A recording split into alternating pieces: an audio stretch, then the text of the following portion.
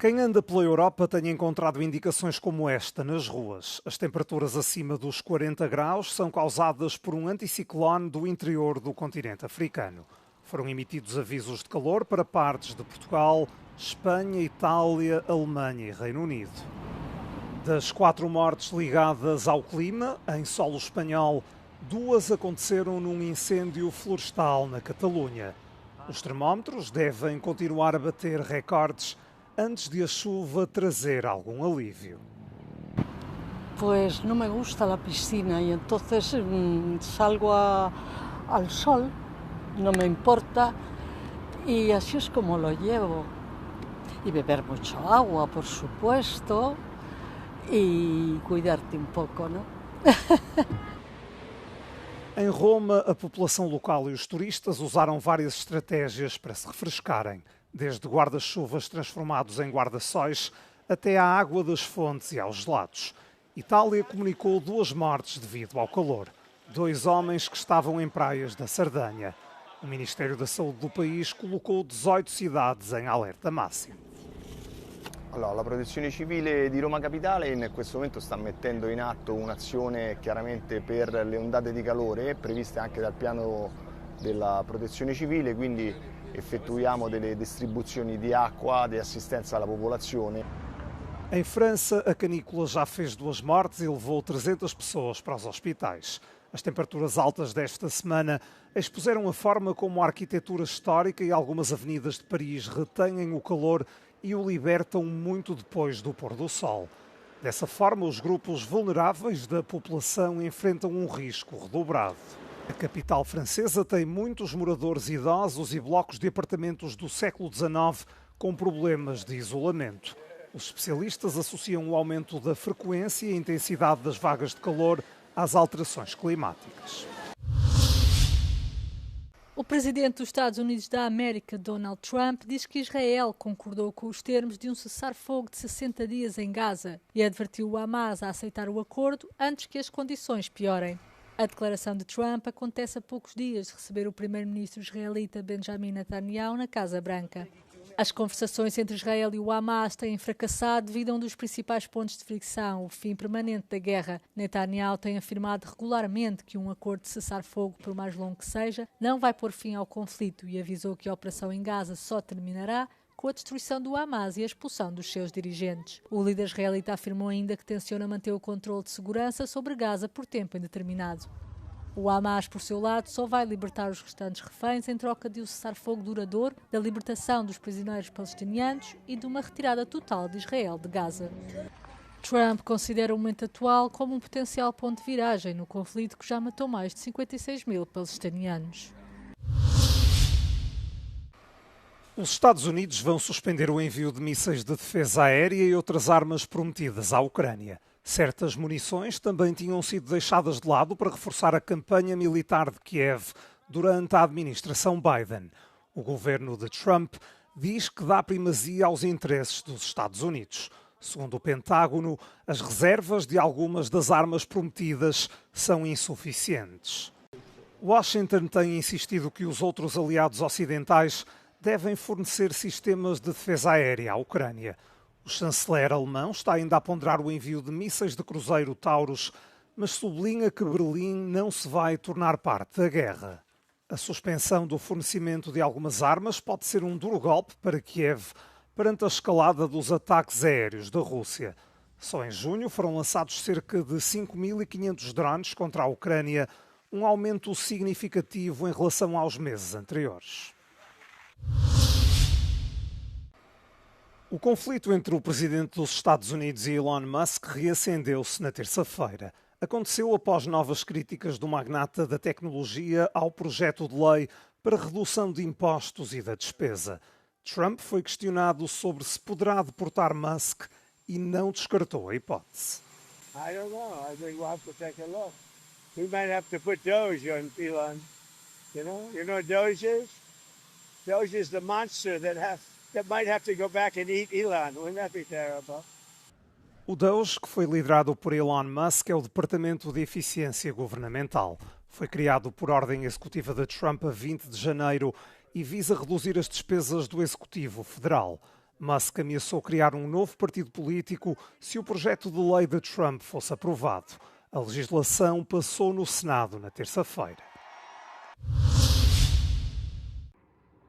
O Senado aprovou na terça-feira o controverso projeto de lei fiscal de Donald Trump. O pacote de redução de impostos e de cortes na despesa conseguiu ultrapassar a oposição dos democratas e a resistência de alguns senadores republicanos, apesar de ter sido aprovado com o voto de desempate de J.D. Vance, depois de a Câmara Alta do Congresso norte-americano ter ficado num impasse. On this vote, the yeas are 50, the nays are 50. The Senate being evenly divided, the Vice President votes in the affirmative. The bill as amended is passed.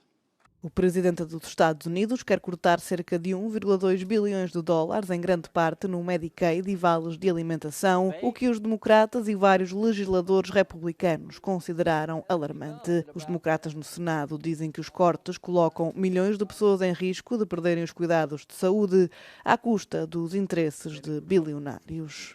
Because of this bill, tens of millions will lose health insurance. Millions of jobs will disappear.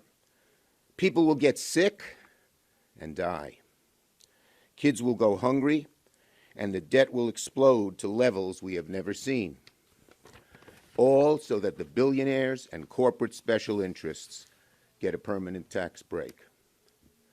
This bill is so irredeemable that one Republican literally chose to retire rather than vote yes and decimate his own state. O projeto de lei também inclui cerca de 4,5 bilhões de dólares em cortes de impostos, tornando permanentes as taxas de Trump de 2017. Analistas financeiros independentes e empresas de contabilidade afirmam que as reduções fiscais estão estruturadas de forma a beneficiar predominantemente os ricos. Mais de um terço das reduções beneficiaria as famílias que geram um rendimento de cerca de $500 milhão por ano. O pacote regressa agora à Câmara dos Representantes, onde o presidente Mike Johnson tentará obter as aprovações finais de forma a enviar o documento a Trump antes do prazo inicialmente estipulado de 4 de julho. O Irão suspendeu a cooperação com a Agência Internacional de Energia Atómica. Na semana passada, o Parlamento iraniano já tinha aprovado por unanimidade um projeto de lei nesse sentido. A ordem é agora dada pelo presidente do país, que até é considerado um moderado.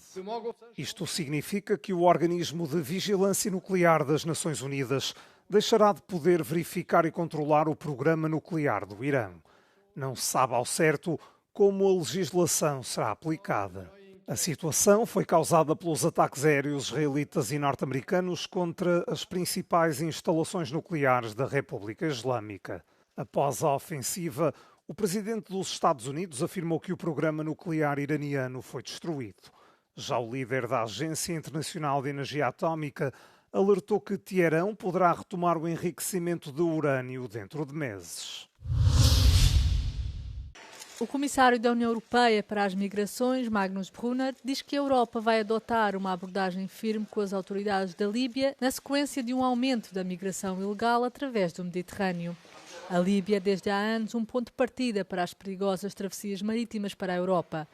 Na próxima semana, Brunner planeia viajar juntamente com uma delegação com representantes da Grécia, Itália e Malta para pressionar as autoridades líbias a aplicarem medidas mais rigorosas a fim de impedir a saída dos barcos que transportam migrantes para os países europeus. Brunner discutiu os pormenores da visita numa reunião com o primeiro-ministro grego Kyriakos Mitsotakis em Atenas. This is an important visit for us. We've seen over the past months significant pressure on the eastern Libya, southern Crete route, and this is a problem that we absolutely need to contain. A delegação europeia vai reunir-se não só com os representantes do governo reconhecido pela ONU no oeste do país, como também com a autoridade rival do leste, liderada por Khalifa Haftar. As administrações rivais entram frequentemente em conflito, contribuindo para as migrações em massa. De acordo com as Nações Unidas, dezenas de milhares de pessoas fazem todos os anos a perigosa viagem da Líbia, procurando escapar à guerra e à violência em busca de paz e segurança.